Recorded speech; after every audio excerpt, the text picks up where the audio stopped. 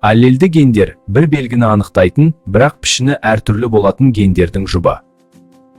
Олар бірдей хромосомалардың бірдей орнында орналасады және бір қасиеттің әртүрлі нұсқасын анықтайды. Ағзадағы әр белгіге екі ген жауап береді. Біреуі анасынан, біреуі әкесінен. Осы екі ген аллельдер деп аталады.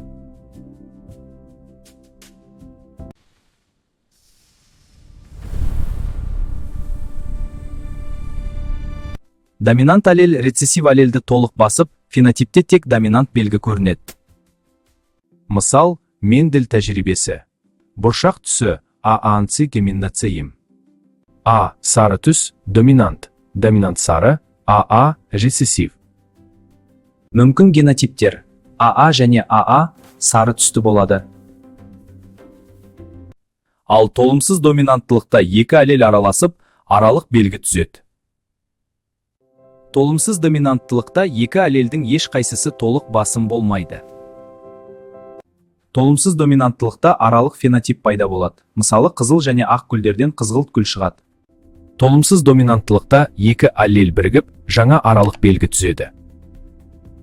Қорытынды.